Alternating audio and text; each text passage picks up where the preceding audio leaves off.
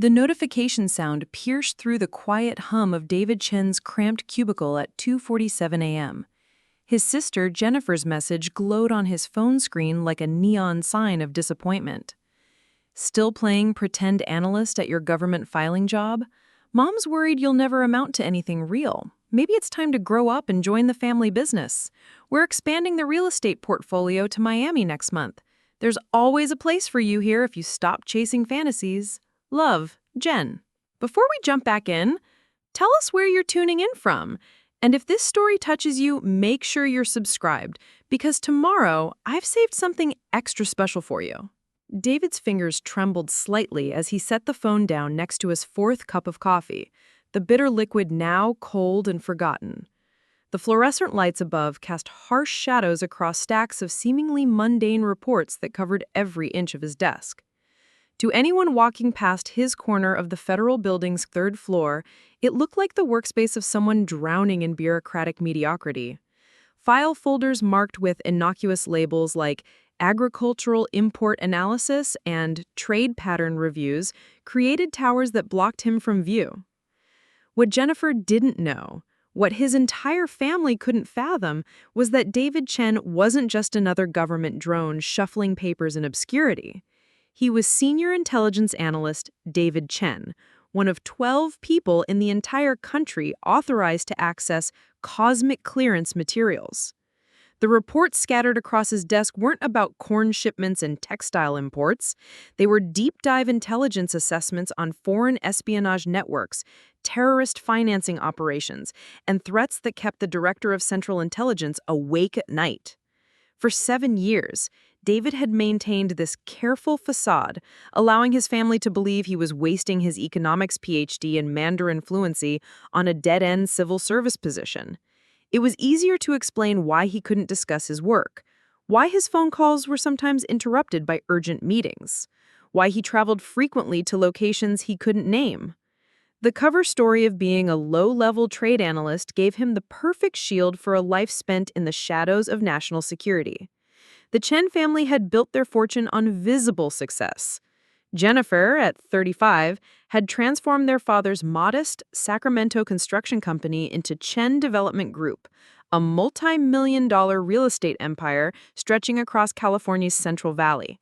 She drove a white Bentley Bentayga, lived in a glass mansion overlooking Silicon Valley, and made sure everyone knew about both. Her Instagram feed was a carefully curated showcase of luxury vacations, charity galas, and business awards that drew thousands of likes from admirers and competitors alike. Their parents, immigrants from Taiwan who had sacrificed everything for their children's American dreams, beamed with pride every time local newspapers featured Jennifer's latest development project or community contribution. The Chen family name adorned conference rooms and scholarship funds across 3 counties. Success in their world was measured in square footage, profit margins, and public recognition. David understood their perspective. When you've clawed your way from a one-bedroom apartment above a grocery store to a lifestyle that screamed achievement, visibility became validation. But understanding didn't make the constant dismissal hurt any less. Every family gathering felt like a performance where he played the role of the disappointing younger son who'd chosen security over ambition, mediocrity over excellence. The irony cut deeper than Jennifer could imagine. While she negotiated million-dollar deals in glass-walled boardrooms, David sat in basement conference rooms briefing cabinet members on existential threats to American democracy. While she celebrated closing another strip mall development, he had spent last month tracking a Chinese intelligence operation that nearly compromised 3 Fortune 500 companies. The contrast between their perceived and actual impact on national affairs was so stark, it would have been comical if it weren't so isolating. Jennifer's text wasn't unusual. She sent similar messages every few months, each one a variation on the same theme. Her concern was genuine, rooted in love, but filtered through a worldview that equated worth with wealth and significance with status. She genuinely believed she was throwing a lifeline to a brother who was drowning in bureaucratic irrelevance. If only she knew that some of the most important work in America happened in unmarked buildings, by people whose names would never appear in Forbes magazine. David's colleagues in the intelligence community would have recognized the familiar burden he carried. Many of them lived similar double lives, their families believing they worked in IT support, human resources, or other cover positions that explained their government employment without revealing their true purpose. It was a necessary sacrifice, one that became easier to bear over time, except during moments like these, when the weight of living two separate identities felt crushing. The Chen family's rise had been meteoric and very public. Their father, Robert Chen, had arrived in California in 1985 with an engineering degree, limited English, and unlimited determination. He'd worked construction during the day and studied real estate law at night, slowly building the knowledge and connections that would become the foundation of their empire. When Jennifer graduated from UC Berkeley with a business degree, she'd brought fresh ideas and ruthless efficiency to the family operation. Together, they transformed Chen Development from a small residential contractor into a regional powerhouse that specialized in mixed-use developments combining retail, office, and residential space. Jennifer's instinct for identifying undervalued properties in emerging markets had made them wealthy, but more importantly to the family, it had made them respected. City council members took their calls, competitors studied their methods. Success stories about the Chen family appeared in trade publications and local magazines with satisfying regularity. David had been expected to join this dynasty after completing his education. His economics PhD from Stanford and fluency in Mandarin, Cantonese, and Korean made him an ideal candidate to spearhead the company's planned expansion into Asian markets. Jennifer had already designed an office for him in their Palo Alto headquarters, complete with panoramic views and a title that would have impressed anyone who read it. The family couldn't understand why he'd chosen a government salary over guaranteed wealth, stability over excitement, anonymity over recognition. What they didn't understand was that David had found something more compelling than money. During his final year at Stanford, a professor had mentioned an unusual opportunity for someone with his language skills and analytical background. The interview process had been unlike anything he'd experienced, involving psychological evaluations, extensive background checks, and conversations that danced around the actual nature of the work without ever stating it directly. When the offer came, it wasn't for a job, but for a calling. The starting salary was less than half what Jennifer's company would have paid him, but the work involved protecting American interests in ways that textbooks couldn't capture and resumes couldn't reflect. David had always been drawn to puzzles, to finding patterns in seemingly random data, to understanding the invisible forces that shaped global events. The intelligence community offered him the ultimate puzzle with stakes that made profit margins seem trivial. His specialty had evolved into Chinese financial intelligence, tracking the flow of money between legitimate businesses and state-sponsored activities. The work required him to understand not just economics, but psychology, culture, and the subtle ways that authoritarian governments projected power through seemingly benign institutions. Commercial relationships. Every day brought new challenges that tested everything he'd learned about finance, geopolitics, and human nature. The reports on David's desk told stories that would have fascinated and terrified the general public. Hidden among the mundane-looking trade documents were analyses of how Chinese intelligence services used American real estate investments to establish operational bases, how cryptocurrency exchanges in Southeast Asia laundered money for North Korean weapons programs, and how academic research partnerships provided cover for technology theft operations. His current project, spread across 3 monitors in coded files that looked like spreadsheets, involved tracking a network of shell companies that had purchased nearly $2 billion worth of American assets over the past 18 months. The pattern suggested preparation for a major operation, but David was still connecting the dots between seemingly unrelated purchases of agricultural land, technology firms, and transportation infrastructure. The work was solitary by necessity. David couldn't discuss his theories with anyone outside his immediate team, couldn't seek input from external experts, couldn't even mention the basic parameters of what he was investigating. Intelligence analysis required a special kind of intellectual courage, the willingness to draw conclusions from incomplete information and present them to decision-makers who might act on them with global consequences. Jennifer's message stung not because she was wrong about his career prospects, but because she was so completely right about everything except what mattered most. From the outside, his life looked exactly as she described it. He drove a 6-year-old Honda Civic, lived in a modest apartment in Arlington, Virginia, and couldn't afford the luxury items that marked success in their family's world. His clothes came from department stores, his vacations were rare and always domestic, and he had no visible achievements to justify the path he'd chosen. But David had learned to measure success differently.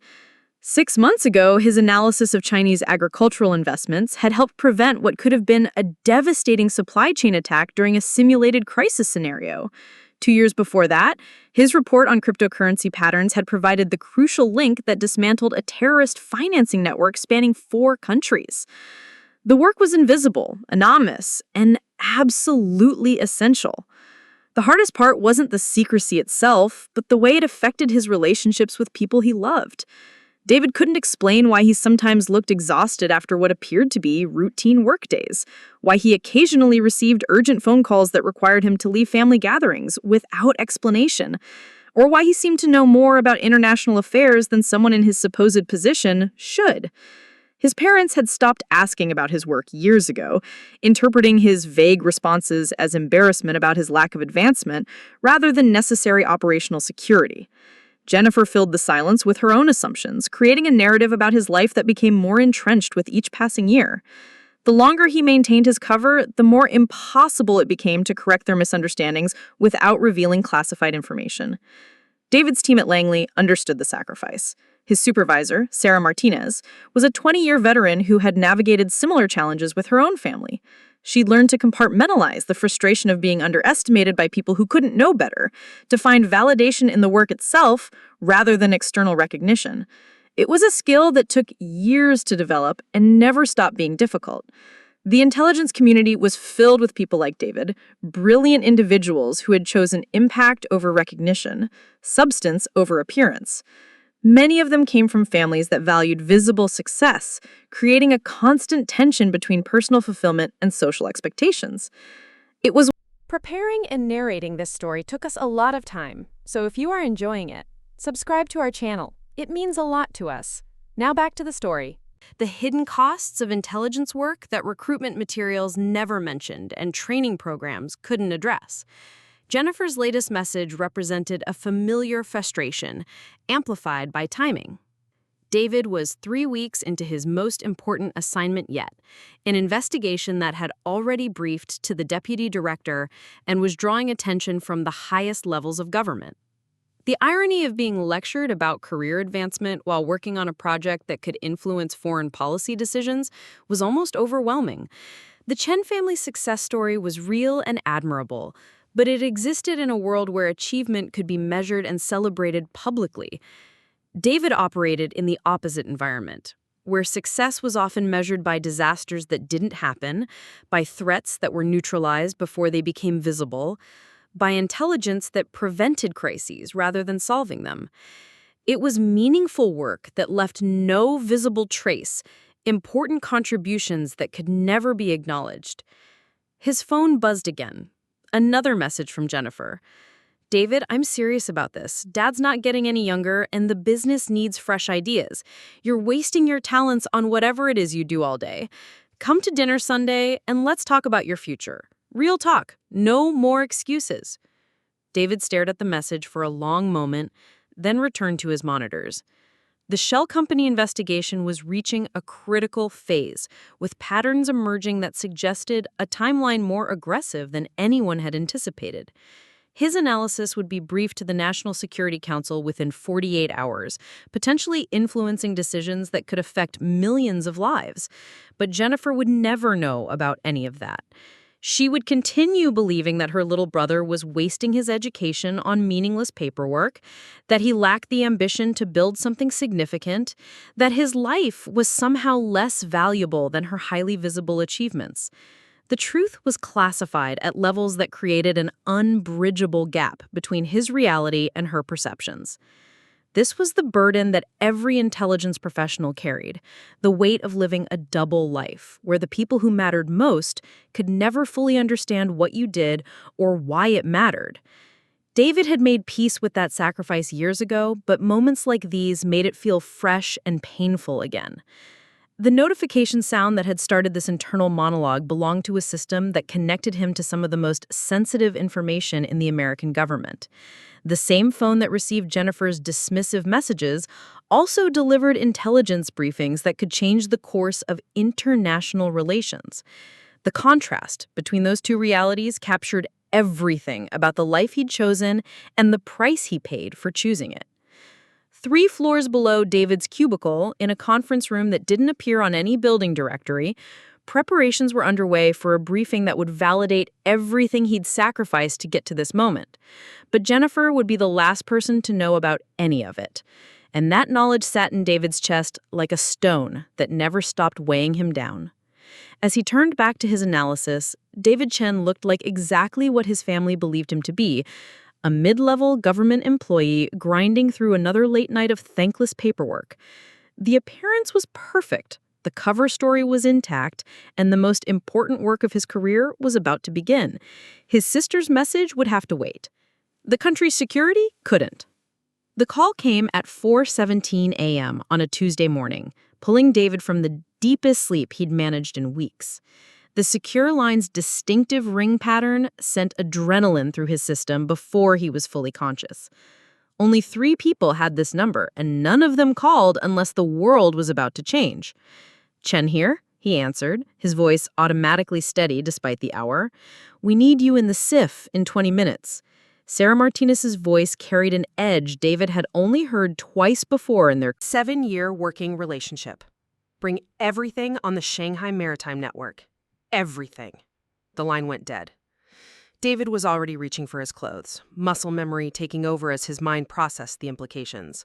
The Shanghai Maritime Network was his code name for the shell company investigation that had consumed the past month. If Sarah wanted everything at this hour, it meant his analysis had either been completely validated or completely wrong. Either scenario would explain the tension in her voice.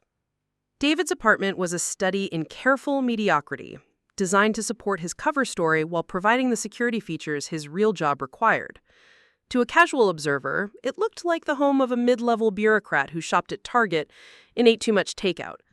Hidden behind false walls and concealed panels were the tools of his actual trade: encrypted communications equipment, secure storage for classified materials, and emergency protocols that could sanitize the entire space within minutes. The drive to Langley took 14 minutes through empty suburban streets, past strip malls and office parks that looked identical in the pre-dawn darkness. David had made this journey hundreds of times, but tonight felt different. The usual background anxiety of intelligence work had sharpened into something more focused and immediate. Whatever had prompted Sarah's call was moving faster than anyone had anticipated. The Central Intelligence Agency headquarters at dawn was a different creature than during normal business hours. The parking lots were nearly empty, but the windows and key operational floors blazed with light.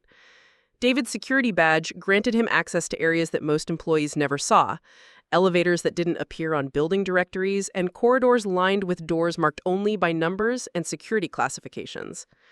The sensitive, compartmented information facility where Sarah waited was buried deep enough underground to survive most conventional attacks and isolated enough to prevent any electronic surveillance. David had spent countless hours in rooms like this one. Windowless chambers where the most sensitive intelligence work in America happened away from public scrutiny. Sarah Martinez looked like she hadn't slept either. Her usually perfect professional appearance showed signs of stress that David had learned to read over their years of collaboration. Empty coffee cups suggested she'd been here for hours, and the scattered papers across the conference table indicated this wasn't a routine briefing. "Tell me you have answers," she said without preamble as David entered the secure chamber. "Because in 3 hours, I'm briefing the director, and in 6 hours, he's briefing the president." David set down his encrypted laptop and began connecting to the classified networks that housed his investigation. I have patterns, connections, and a timeline that's accelerating faster than our initial projections suggested. Whether that constitutes answers depends on how comfortable we are with incomplete information. The Shanghai Maritime Network had started as a routine monitoring assignment 6 weeks ago. Chinese investment in American infrastructure wasn't unusual. Tracking it was standard procedure for David's unit. But the pattern that emerged from his analysis suggested something far more coordinated and immediate than typical state-sponsored investment activity. Chinese investment follows predictable patterns, David began, highlighting clusters of activity on the map. Technology companies for intellectual property access, agricultural land for food security, port facilities for trade advantages. The investments happen over years, spread across multiple entities to avoid triggering review thresholds. He zoomed in on a series of transactions that had occurred within the past 18 months. This is different. The Shanghai Maritime Network involves 47 shell companies that have purchased assets totaling $2.3 billion since January of last year. The purchasing pattern suggests operational preparation rather than strategic positioning. Sarah studied the display with the intensity that had made her one of the most respected analysts in the agency. Define operational preparation. David highlighted a subset of the transactions, revealing a geographic pattern that stretched from Seattle to Miami. Logistics hubs within 50 miles of major population centers, communication infrastructure purchases disguised as technology investments, and residential properties positioned for rapid deployment of personnel. The timeline suggests activation within months, not years. The analysis had consumed David's life for the past month, requiring him to track financial flows through dozens of jurisdictions while identifying patterns that existed only in the aggregate. Individual transactions looked routine, but collectively, they painted a picture of preparation for something unprecedented in scope and coordination. The agricultural purchases initially looked standard, David continued, pulling up another layer of data. Chinese investment in American farmland has been increasing for years, usually focused on regions that complement China's domestic food production. But these purchases are different. He highlighted properties across the Midwest, each one seemingly unrelated to the others. They're not buying the most productive agricultural land. They're buying properties with specific geographic and infrastructure characteristics. Proximity to transportation networks, underground water access, and isolation from population centers. Sarah's expression grew more serious as she absorbed the implications. Storage facilities. Or staging areas, David confirmed. The pattern becomes even more concerning when you layer in the technology acquisitions. The next screen showed a network of small technology companies across Silicon Valley, Austin, and Research Triangle Park in North Carolina. Each had been acquired by different shell companies at prices that exceeded their apparent value by significant margins. 33 technology companies purchased in the past 14 months, David explained. On the surface, they look like typical intellectual property plays, Chinese investors acquiring American innovation for competitive advantage. But the specific technologies don't support that interpretation. Sarah leaned forward, studying the list of acquired companies. What do they do? Logistics software, supply chain management, communication protocols, and transportation systems integration, David replied. Individually, each acquisition could be explained as standard business strategy. Together, they represent the technological foundation for coordinating large-scale operations across multiple geographic locations. The implications hung in the air between them. Intelligence analysts were trained to avoid jumping to conclusions, to present possibilities rather than certainties.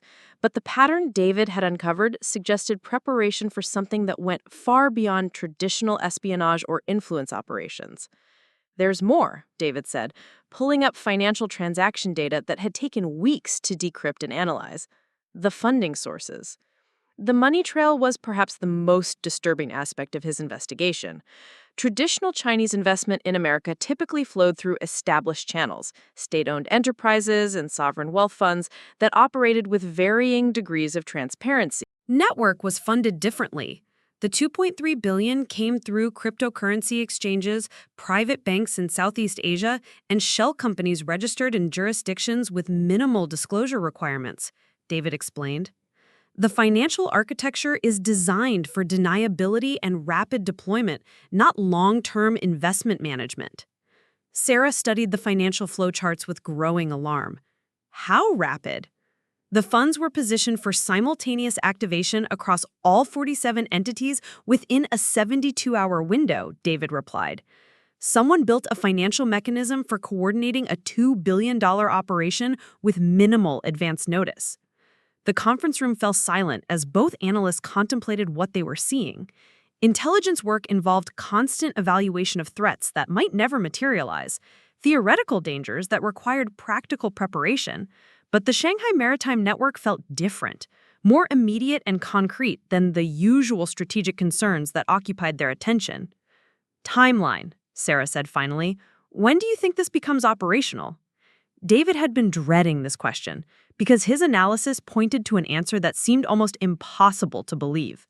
Based on the acceleration of activity over the past 6 weeks and the positioning of assets for rapid coordination, I estimate we have less than 3 months before whatever this is becomes active. The weight of that assessment settled between them. 3 months to understand, prepare for, and potentially prevent an operation that had been years in the planning and involved resources that exceeded the GDP of most countries. Confidence level? Sarah asked, using the formal language that would be required in their briefing to senior leadership. High confidence in the pattern recognition and financial analysis. Medium confidence in the timeline assessment. Low confidence in our understanding of ultimate objectives. David had learned to present uncertainty honestly while still providing actionable intelligence to decision makers. Sarah gathered the papers scattered across the table, already mentally preparing for the briefings that would determine how the American government responded to what David had uncovered. I need you to prepare 3 versions of this analysis, one for the director, one for the National Security Council, and one for presentation to Allied Intelligence Services. The request confirmed what David had suspected. His investigation had moved beyond routine intelligence gathering into the realm of national security crisis management. The Shanghai Maritime Network wasn't just an academic exercise in pattern recognition, it was an active threat that required immediate attention at the highest levels of government. How much detail do we include about methodology? David asked, already knowing the answer but needing to hear it confirmed. Enough to establish credibility, not enough to reveal sources and methods. We need them to take this seriously without understanding exactly how we know what we know. It was the eternal balance of intelligence work, providing enough information to drive policy decisions while protecting the capabilities that made such information possible. David's analysis had relied on surveillance techniques and data sources that took decades to develop and could be compromised by too much transparency about their capabilities.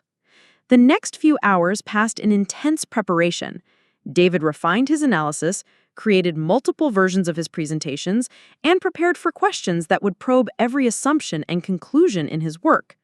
The Shanghai Maritime Network had evolved from an interesting pattern into a potential national security crisis that would soon occupy the attention of the most senior leaders in American government.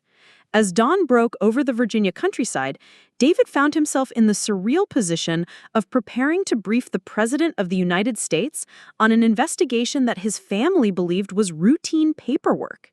The contrast between his family perception of his work and the reality of his responsibilities was almost overwhelming, but David knew he had to stay focused on the purpose of his briefing. His sister's perception of his meaningless government job and the reality of briefing world leaders on existential threats would have been amusing if the stakes weren't so serious.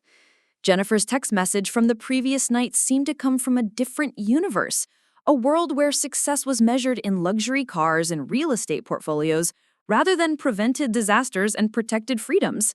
David couldn't help wondering what she would think if she knew that her disappointing little brother was about to walk into the Oval Office with information that could change the course of international relations. But she would never know, couldn't know, wouldn't understand even if he could explain it. The sacrifice of living in 2 separate worlds had never felt more acute than it did at that moment.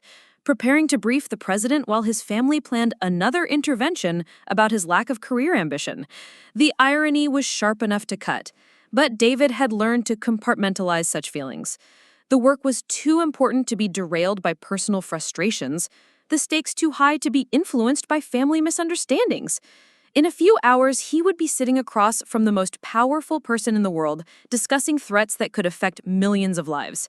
His sister would be planning her next real estate development, completely unaware that her brother's meaningless paperwork might prevent the kind of crisis that could destroy the economic stability her empire depended on. The protection she enjoyed, the freedom she exercised, the prosperity she celebrated all existed because people like David worked in shadows she couldn't imagine. Sarah returned to the conference room carrying fresh coffee and the weight of additional responsibility. "The director wants to see you personally before the White House briefing," she announced. "He's got questions about the methodology and wants to understand the confidence levels in your timeline assessment." David nodded, unsurprised by the request, but aware of what it meant. The director of Central Intelligence didn't personally review routine analysis. His attention meant the Shanghai Maritime Network had moved into the category of threats that could define presidencies and reshape international relationships. The next phase of this crisis was about to begin, and David Chen, the disappointing younger son who couldn't measure up to his sister's business success, was about to become one of the most important people in America's national security apparatus. The recognition he would receive would be classified. The impact he would have would be invisible, and the success he would achieve would never appear on any family holiday card.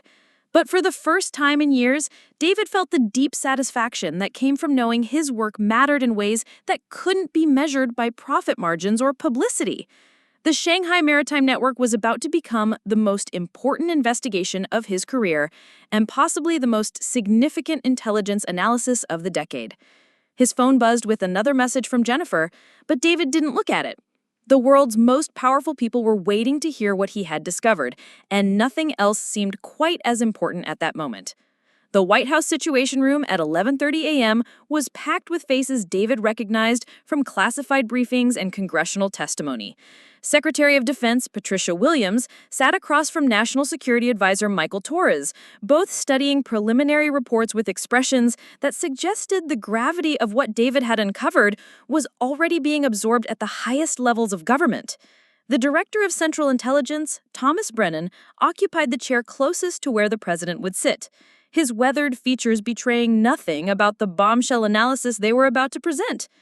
David had been in secure government facilities before, but never one where the weight of executive decision-making pressed against every surface.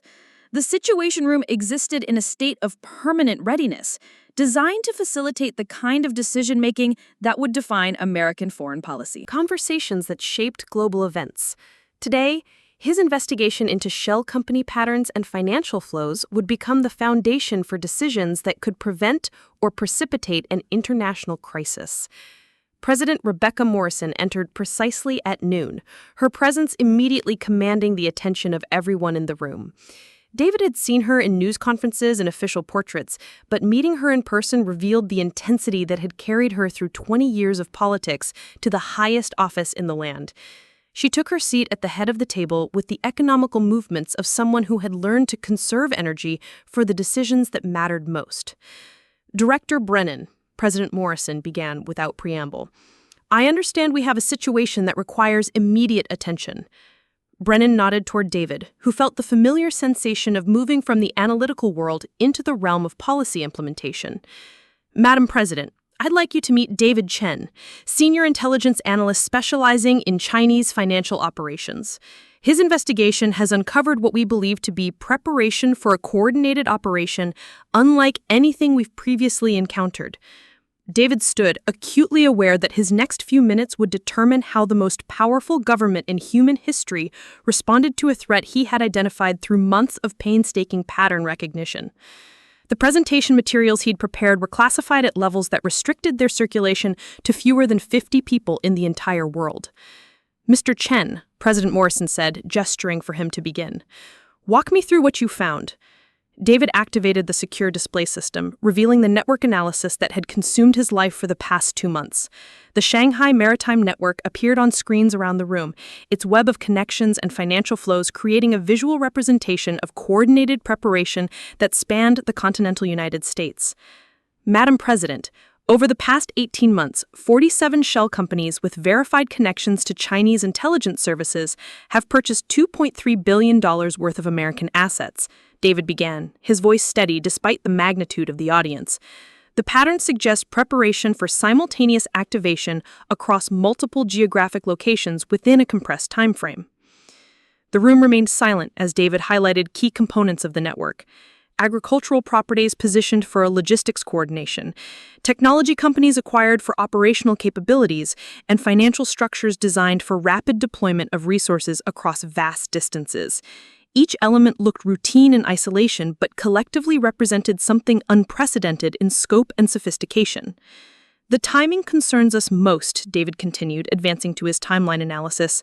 Financial positioning and asset preparation suggest operational readiness within 8 to 12 weeks, possibly sooner if external events accelerate their schedule.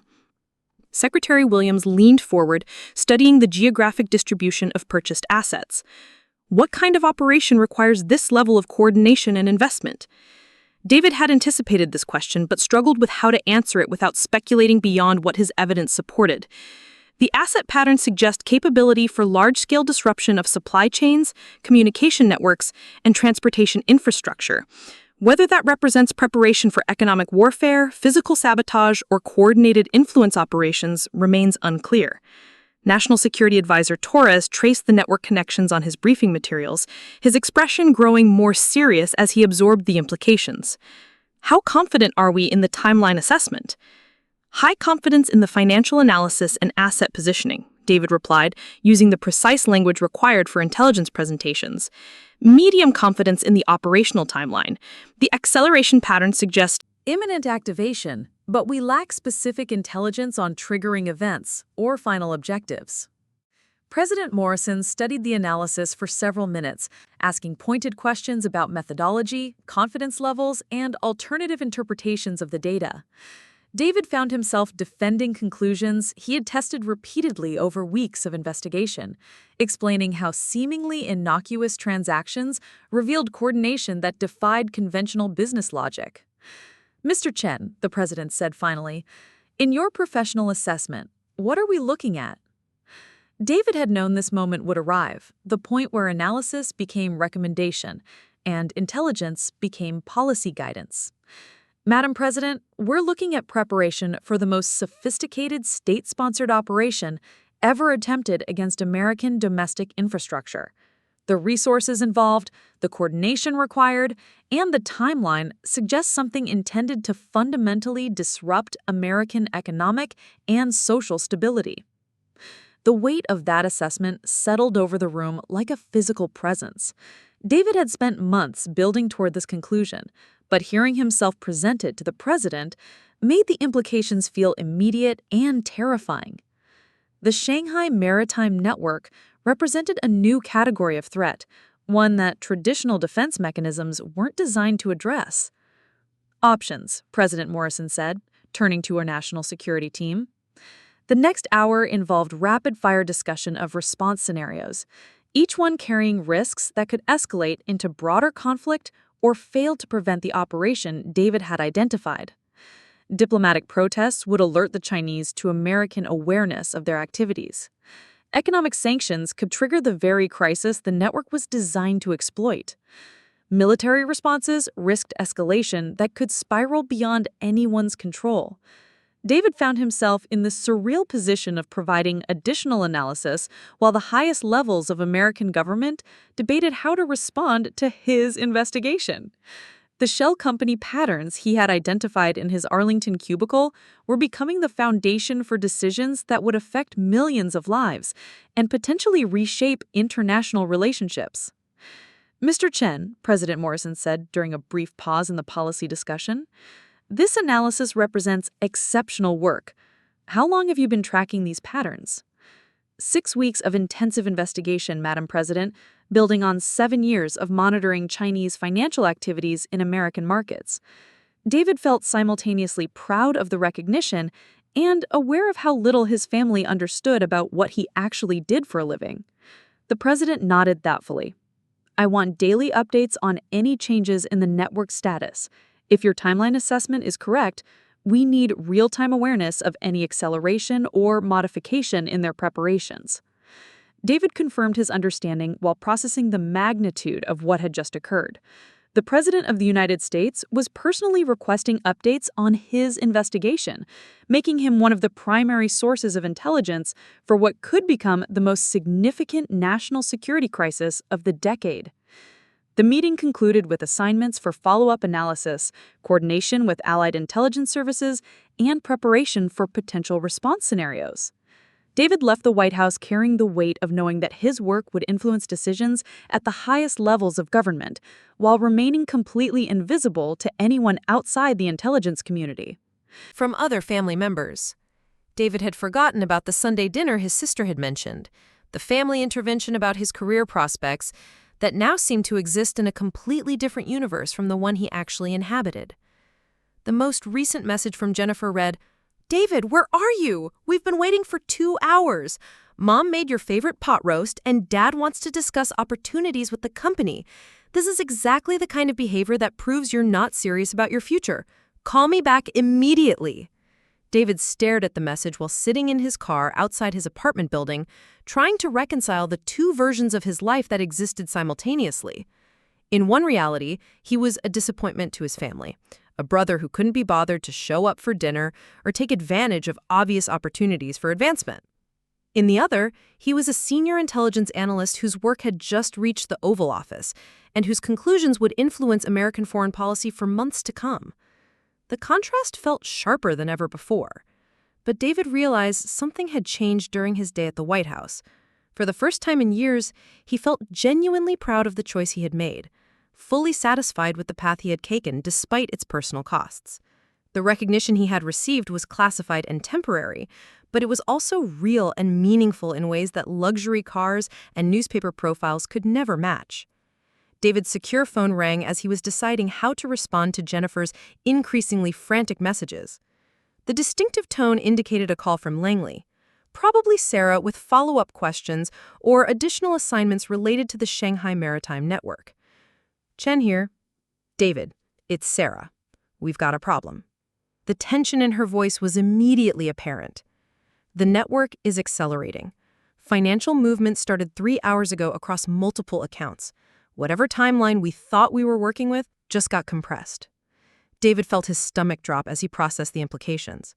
"How compressed?" "Days, not weeks. Maybe hours for some components. We need you back here immediately for real-time analysis. The president wants updates every 6 hours, starting now." The call ended, leaving David staring at his phone while absorbing what he had just heard. The Shanghai Maritime Network was moving from theoretical threat to active operation, and he was about to become one of the most important intelligence analysts in the American government. His sister's dinner would have to wait indefinitely. David was walking back to his car when he heard his name called from across the parking lot. He turned to see Jennifer approaching, her expression a mixture of anger and concern that he recognized from their childhood arguments. She must have driven directly from Sacramento after his no-show at dinner, a 3-hour journey that suggested the family intervention had reached a new level of seriousness. "David, what the hell is going on?" Jennifer demanded as she reached him. "We waited for 3 hours. Mom was crying. Dad thinks you're having some kind of breakdown. Where have you been?" David's mind raced through possible responses, each one inadequate for explaining his absence without revealing classified information. "I had to work. Something urgent came up that couldn't be delayed." Jennifer's expression shifted from anger to disbelief. "Work? You're telling me that your filing job was more important than family dinner? That some bureaucratic paperwork was urgent enough to abandon people who care about you?" The irony of her interpretation was almost unbearable. David had spent the day briefing the president on a national security crisis that could affect millions of Americans, including everyone in his family. The bureaucratic paperwork she dismissed with such contempt was analysis that had reached the highest levels of government and would influence decisions with global consequences. Jennifer, I can't always explain what I do or why it's important. Choosing his words carefully. Some things require immediate attention regardless of personal plans. His sister stared at him with growing frustration. Listen to yourself. You're talking like you're some kind of secret agent instead of a mid-level government employee who processes trade reports. This is exactly what Mom and Dad are worried about. You're losing touch with reality. David's secure phone rang again, the urgent tone cutting through their conversation. He glanced at the caller identification and saw Sarah's direct extension, indicating another development in the Shanghai Maritime Network situation. I have to take this, David said, stepping away from Jennifer. David, we've got confirmation of asset movements in Seattle, Chicago, and Atlanta. Sarah's voice was tight with controlled urgency. The director wants you back in the skiff immediately. This is moving faster than our most aggressive estimates. I'm en route, David confirmed, already walking toward his car. Jennifer followed him, her voice rising. You're doing it again, treating some random phone call like it's more important than your family.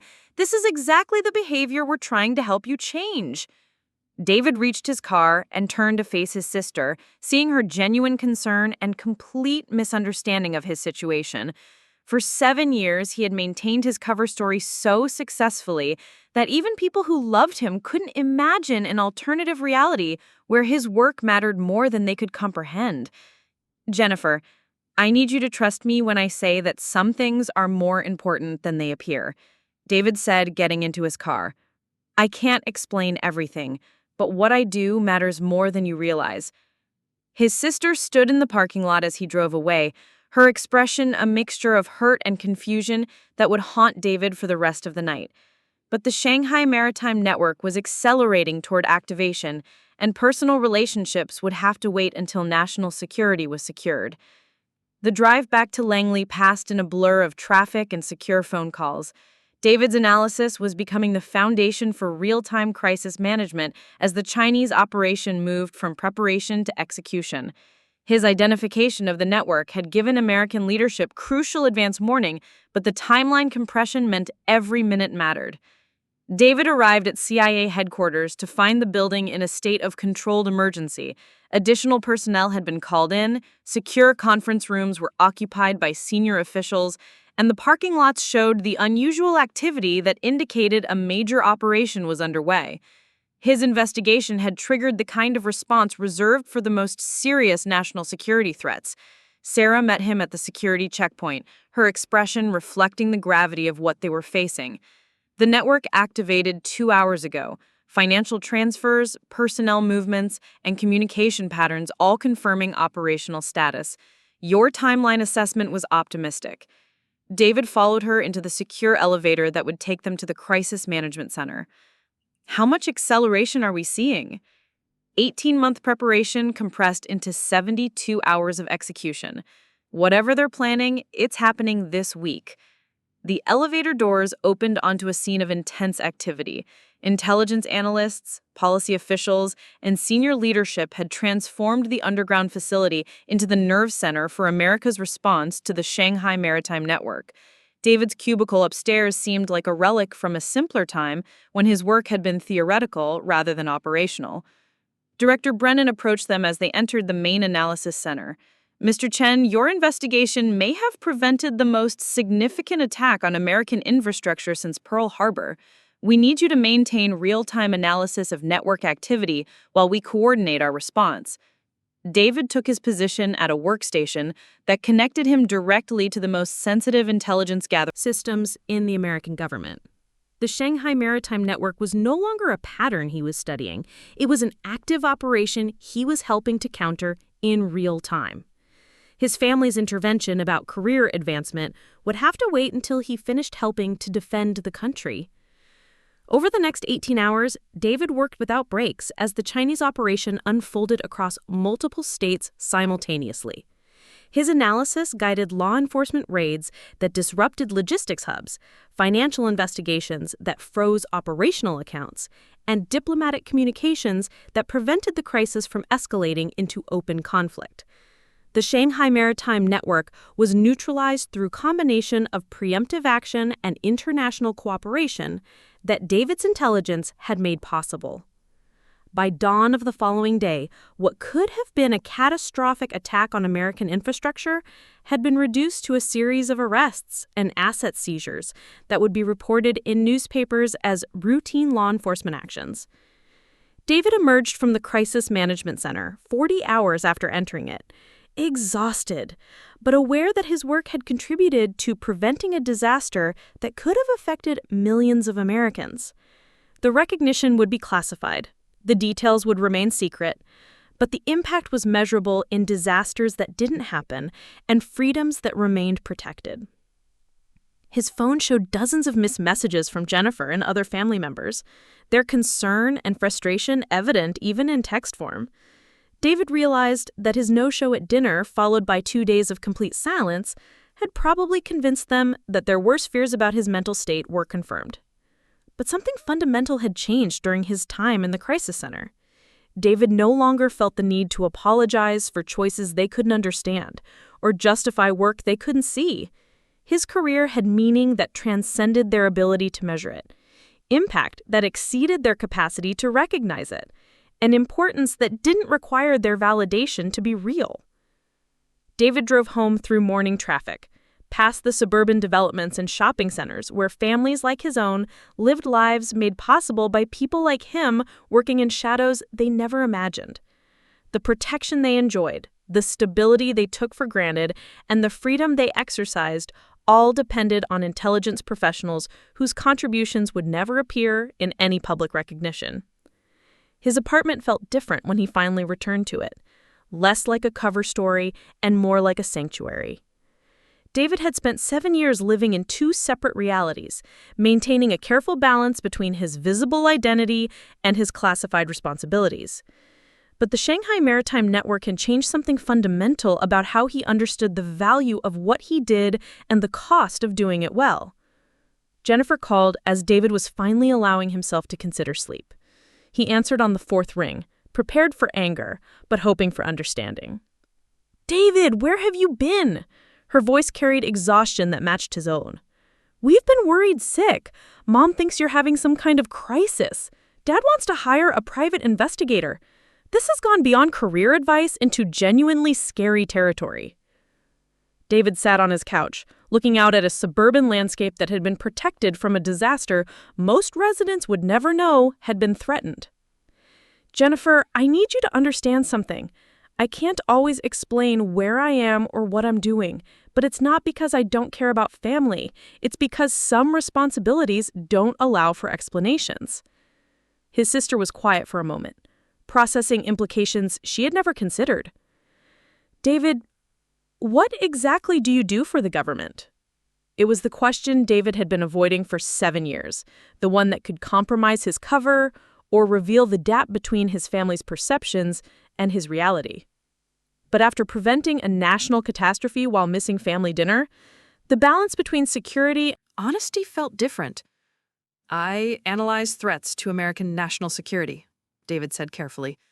"The details are classified, but the work is more important than you realize and more demanding than you understand." Jennifer's silence stretched long enough that David wondered if the call had been dropped.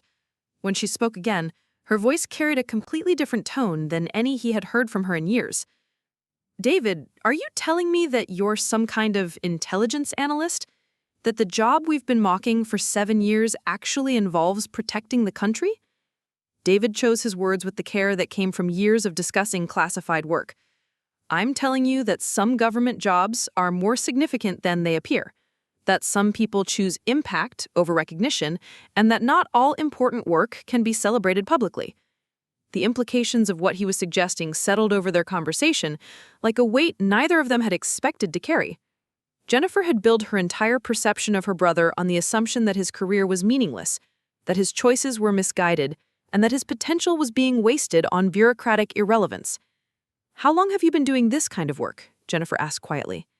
7 years, David replied, since I turned down the position at Chen Development Group. His sister absorbed this information, while David wondered how much of his reality he could safely reveal without compromising operational security. The Shanghai Maritime Network was classified at levels that would never be declassified in his lifetime, but its existence had changed his willingness to let his family continue believing in a false narrative about his life. David, I don't understand. If your work is so important, why didn't you tell us? Why let us think you were wasting your education and your potential? David looked around his apartment, seeing it through Jennifer's eyes for the first time in years.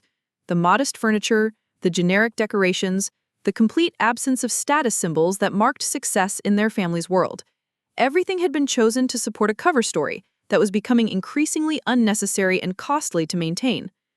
Because the work requires secrecy, and because your success didn't need to be diminished by comparison to something you couldn't understand, David said.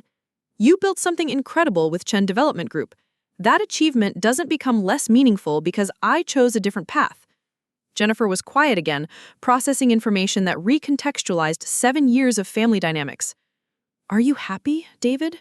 With the choices you've made and the life you're living? It was perhaps the most important question she had ever asked him, and David realized he finally had an answer that felt completely honest. Yes, I'm doing work that matters in ways I never imagined when I was in graduate school.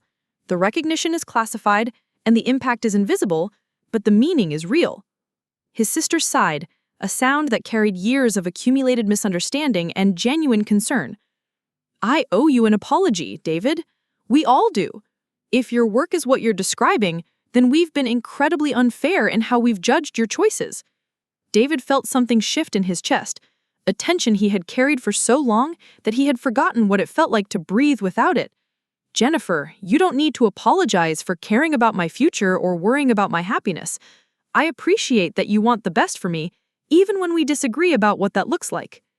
The conversation continued for another hour, with Jennifer asking careful questions and David providing answers that revealed as much as he safely could about his actual life.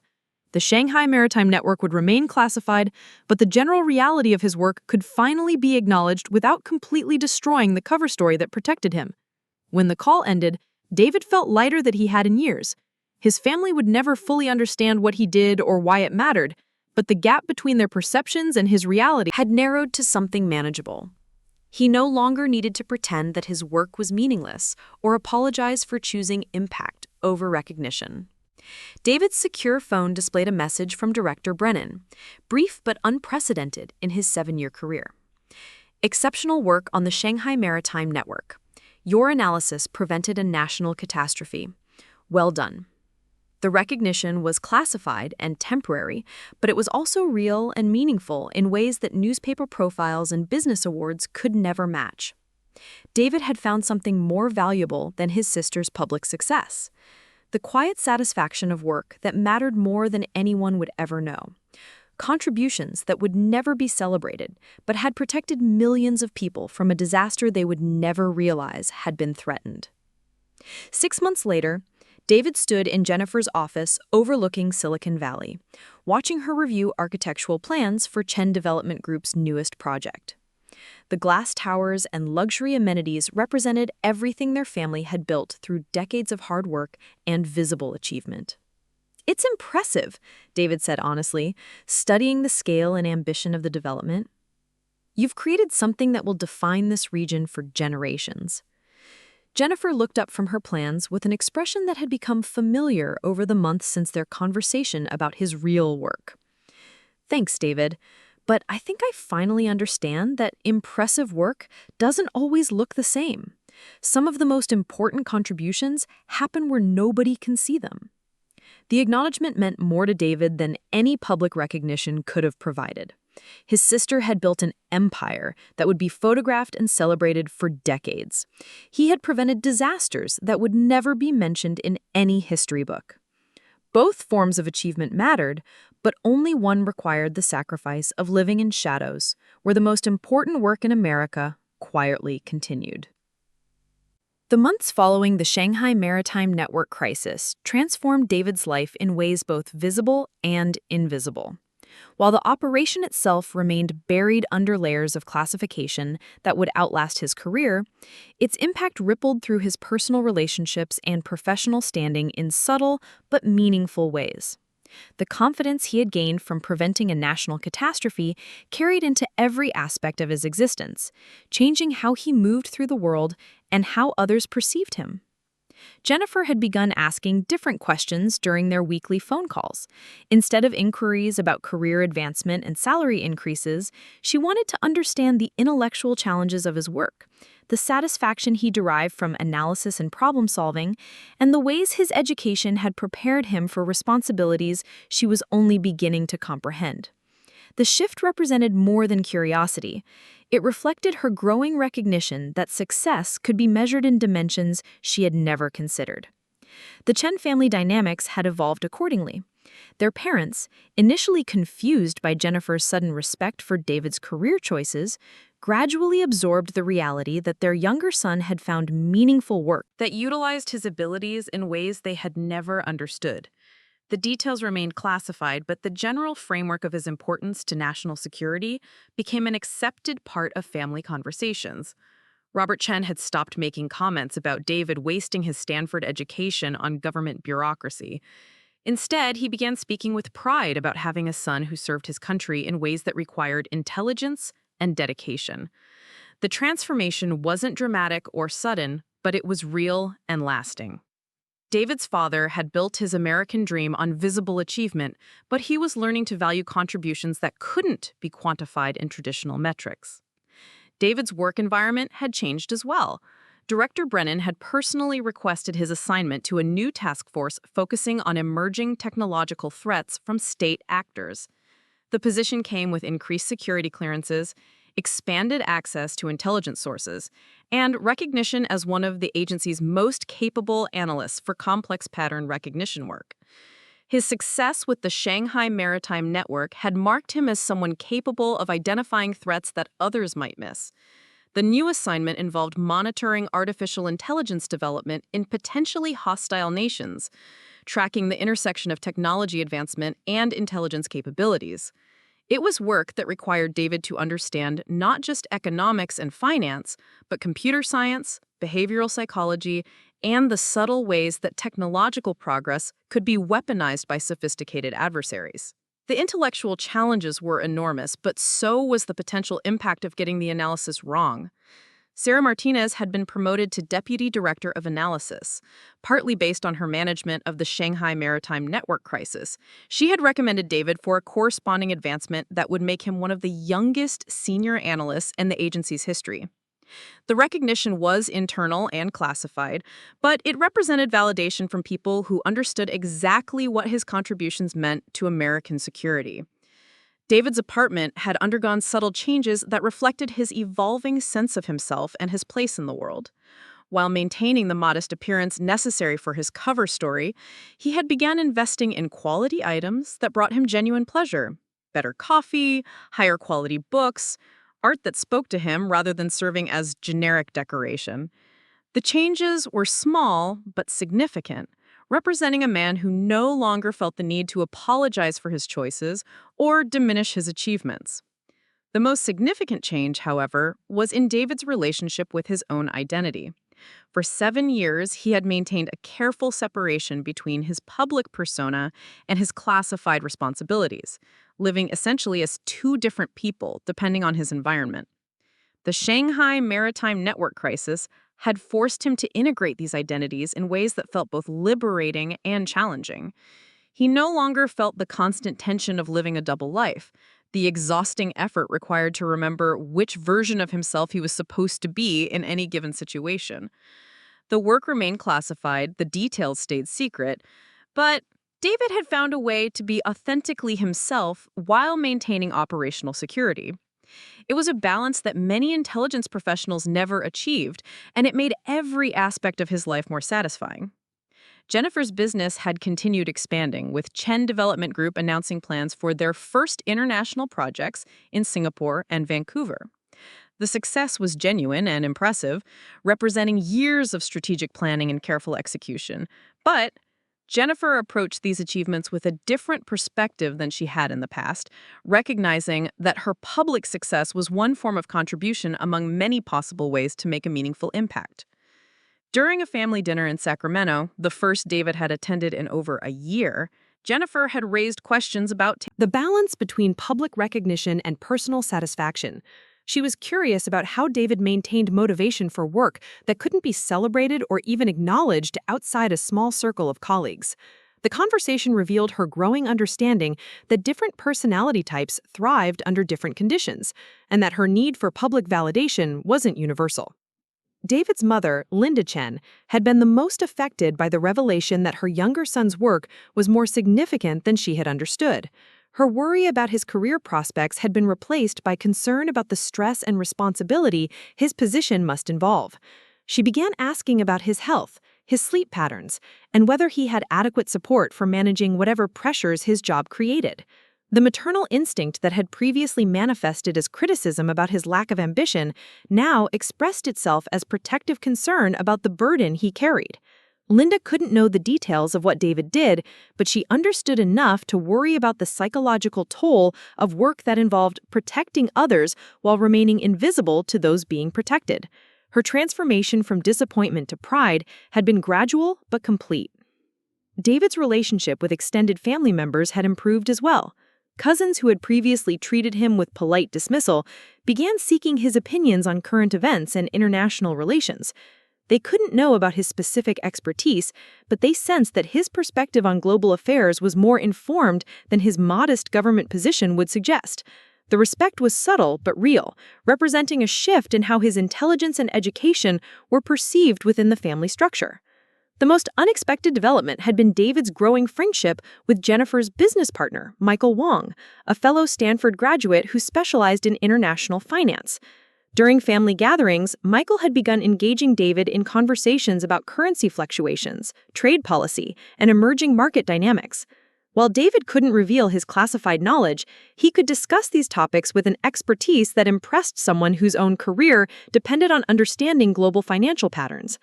Michael had eventually asked Jennifer how her brother had developed such sophisticated insights while working in what appeared to be a routine government position. The question had prompted Jennifer to share her new understanding of David's career, leading to a conversation that strengthened their family's collective appreciation for his contributions to national service. David's secure work environment had evolved to accommodate his enhanced responsibilities and clearance levels. He now occupied a private office rather than a cubicle, with secure communication capabilities that connected him directly to intelligence assets around the world. The Shanghai Maritime Network investigation had demonstrated his ability to synthesize information from multiple sources into actionable intelligence, making him a resource for operations that required similar analytical capabilities. His new artificial intelligence assignment had already yielded concerning discoveries about Chinese and Russian capabilities in machine learning applications for intelligence gathering. The work required collaboration with technical experts from the National Security Agency, the Defense Intelligence Agency, and private sector contractors who possessed specialized knowledge about emerging technologies. David found himself at the center of a community of analysts and engineers working to understand threats that were evolving faster than traditional intelligence methods could track. The intellectual stimulation was intense and satisfying in ways that reminded David why he had chosen this career path despite its personal costs. Every day brought new puzzles that required creative thinking, deep analysis, and the ability to see patterns that others might miss. The work demanded everything he had learned about economics, psychology, technology, and geography. Human behavior, synthesizing all of it into assessments that could influence policy decisions at the highest levels of government. David's social life had also evolved, though it remained constrained by the security requirements of his position. He had begun dating Sarah Chen, a pediatric surgeon at Georgetown University Hospital who possessed the security clearance necessary for a relationship with someone in his position. The relationship was still developing, but it represented the first time in years that David had been able to share his life with someone who understood the demands and limitations of classified work. Sarah Chen, despite sharing his surname, was not related to David's family. The coincidence had provided some amusing moments, but more importantly, she brought her own experience with high-stress, life-or-death professional responsibilities. As a surgeon who specialized in complex cardiac procedures for children, she understood the psychological burden of work where mistakes could have catastrophic consequences for people who depended on her expertise. Their relationship had begun after meeting at a security clearance holder social event, one of the few venues where David could meet potential romantic partners without the complications of maintaining cover stories about his work. Sarah understood why he couldn't discuss most aspects of his professional life, why he sometimes received urgent calls that required immediate attention, and why his travel schedule was unpredictable and often classified. The possibility of sharing his life with someone who understood its constraints and demands had opened emotional possibilities that David had been suppressing for years. He had convinced himself that his career choice necessitated personal isolation, that the requirements of classified work made normal relationships impossible. Sarah's presence in his life proved that assumption wrong, while validating his decision to prioritize meaningful work over conventional measures of success. David's financial situation had improved significantly with his recent promotion and increased responsibilities.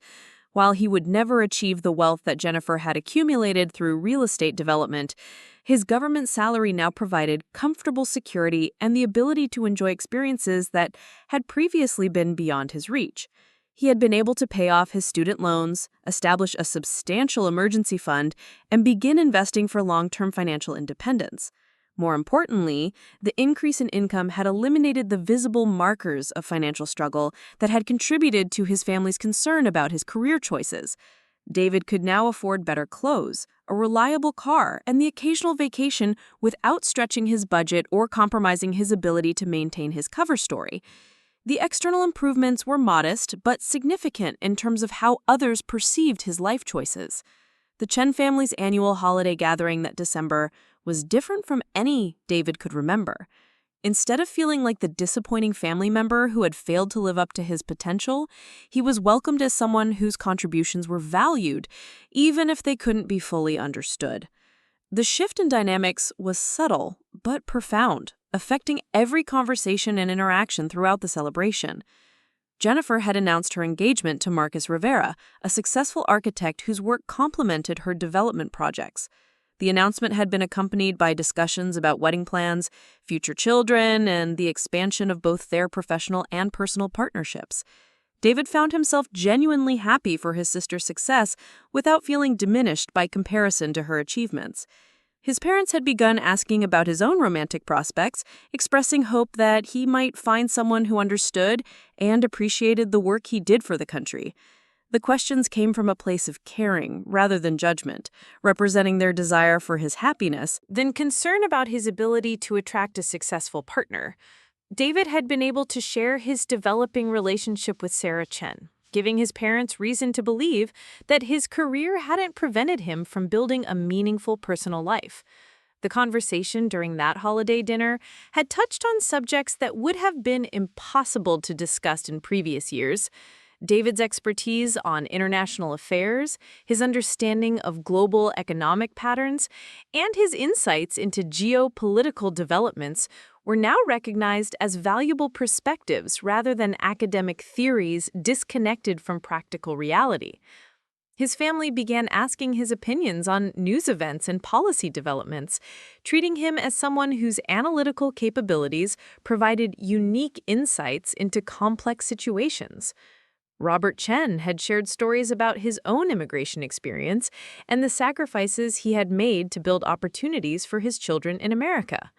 For the first time, he explicitly connected David's career choice to his own values about service, dedication, and contribution to something larger than personal advancement.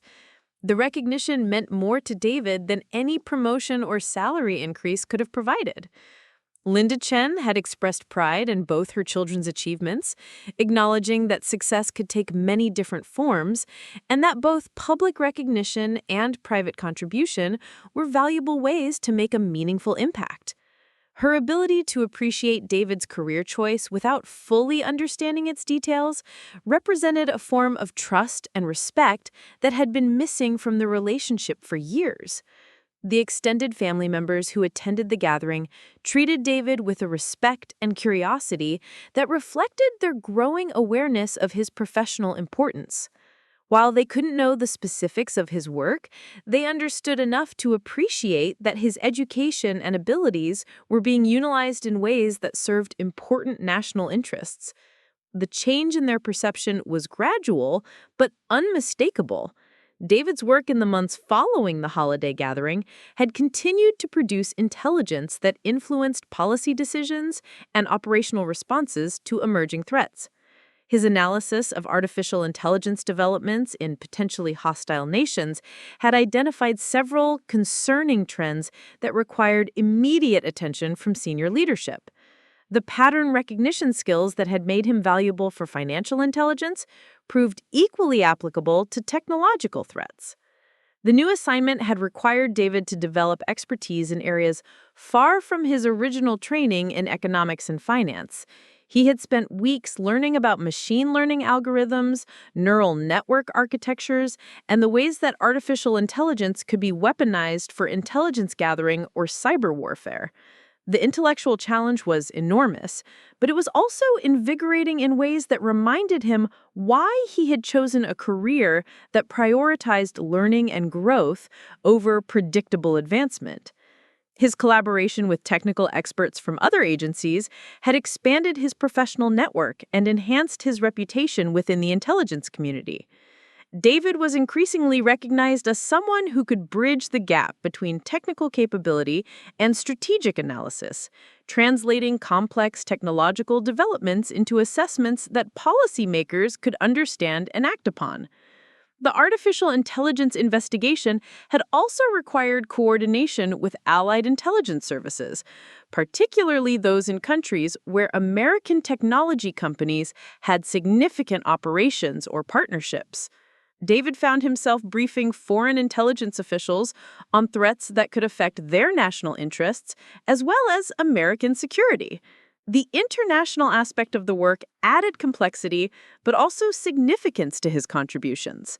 Sarah Martinez had included David in strategic planning sessions for the agency's long-term priorities, recognizing his ability to identify emerging threats before they became immunitant, critical problems. His success with both the Shanghai Maritime Network and the artificial intelligence investigation had established him as someone capable of anticipating challenges that other analysts might miss until they became crises requiring immediate response.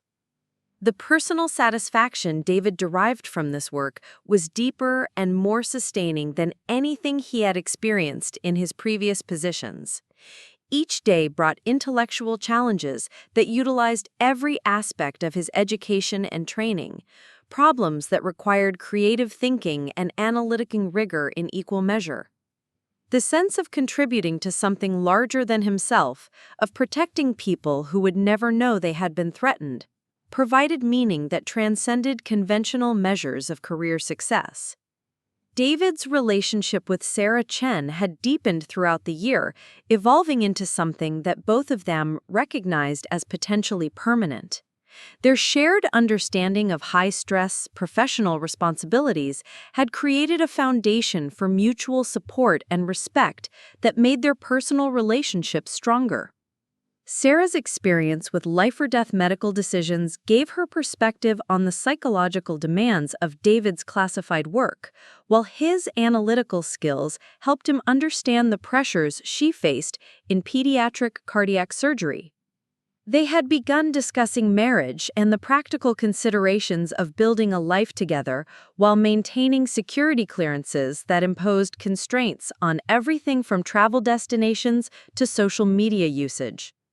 The logistics were complex, but both of them understood that meaningful work often required personal sacrifices that were worthwhile for people who found purpose in contributing to others' welfare. David's living situation had evolved to reflect his enhanced financial security and growing confidence in his life choices. He had moved from his modest Arlington apartment to a townhouse in Alexandria that provided more space and privacy while remaining suitable for someone in his position. The new home was comfortable without being ostentatious, reflecting his understanding that visible lifestyle improvements needed to remain consistent with his cover story. The townhouse had allowed David to host family members for the first time in years, giving Jennifer and his parents an opportunity to see how he lived and understand that his career choice hadn't condemned him to permanent financial struggle. The visit had been successful, with his family recognizing that he had built a comfortable life around work that provided intellectual satisfaction and personal meaning. Jennifer's business had continued expanding internationally, with Chen Development Group completing its first project in Singapore, ahead of schedule and under budget.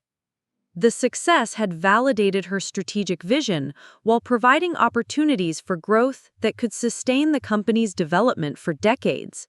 Her achievements remained impressive by any measure, but she no longer viewed them as inherently more valuable than David's contributions to national security. The relationship between the Chen siblings had evolved into something closer to equal partnership than the previous dynamic where Jennifer felt responsible for guiding David's career choices. They could now discuss their respective work as professionals who had found different but equally valid ways to utilize their abilities and education. The mutual respect had strengthened their personal relationship while eliminating the tension that had characterized their interactions for years. Robert and Linda Chen had begun speaking with pride about both their children's achievements, recognizing that they had raised two individuals who had found meaningful ways to contribute to their communities and country. The immigrant experience that had driven their emphasis on visible success had also instilled values about hard work, dedication, and service that both Jennifer and David embodied in their respective careers. David's extended professional network had grown to include colleagues from across the intelligence community, academic experts in relevant fields, and policymakers who relied on his analysis for decision-making purposes. The relationships were necessarily constrained by security requirements, but they provided intellectual stimulation and professional validation that enriched his work experience. His reputation within the agency had reached the point where senior leadership specifically requested his involvement in investigations that required his particular combination of analytical skills and pattern recognition capabilities. David was no longer just another analyst. He was recognized as someone whose contributions could be decisive in understanding and responding to complex threats. The artificial intelligence investigation had produced recommendations that influenced American policy toward technology partnerships with potentially hostile nations, restrictions on certain types of research collaboration, and enhanced monitoring of emerging technologies that could pose national security risks. David's analyses had contributed to decisions that would affect how America approached technological competition for years to come. The work remained classified, the contributions stayed invisible, but the impact was real and lasting. David had found the deep satisfaction that came from knowing his efforts protected people who would never be aware they had been threatened, prevented crises that would never appear in history books, and influenced decisions that strengthened his country's security in ways that couldn't be measured or celebrated publicly. His career had reached a point where the personal sacrifices required by classified work were balanced by intellectual fulfillment, professional recognition within appropriate circles, and personal relationships that understood and supported his choices. David had learned that success could be measured in dimensions that had nothing to do with public recognition or financial accumulation, that meaningful work was worth pursuing even when its value couldn't be shared with everyone he cared about. The Chen family story had evolved from one of misunderstanding and disappointment to mutual respect and recognition of different forms of contribution. Jennifer's public success and David's classified work represented equally valid choices about how to utilize education, ability, and opportunity in service of something larger than personal advancement. As David prepared for his next assignment, another complex investigation that would require months of intensive analysis and could influence American foreign policy for years to come, he felt the quiet satisfaction that came from work that mattered more than most people would ever understand. His family finally appreciated his choices, His colleagues respected his contributions, and he had found personal relationships that enriched his life without compromising his professional responsibilities. The path he had chosen 7 years earlier, walking away from guaranteed wealth and visible success to pursue meaning and impact, had led to a life that satisfied him in ways that luxury cars and newspaper profiles never could. David Chen had learned that the most important work often happened in shadows, that the greatest contributions were sometimes invisible, and that personal fulfillment came from aligning your efforts with your values regardless of external recognition. His sister would continue building towers that reached toward the sky, creating visible monuments to ambition and achievement. He would continue preventing disasters that nobody would ever hear about, protecting freedoms that others took for granted, analyzing threats that existed in the spaces between nations and the gaps between intentions and capabilities. Both paths required intelligence, dedication, and sacrifice. Both contributed to the world in meaningful ways. But only one demanded the willingness to remain forever in the shadows where America's most important work quietly continued, performed by people whose names would never appear in any public recognition, but whose contributions made every other achievement possible. Up next, you've got 2 more standout stories right on your screen. If this one hit the mark, you won't want to pass these up. Just click and check them out.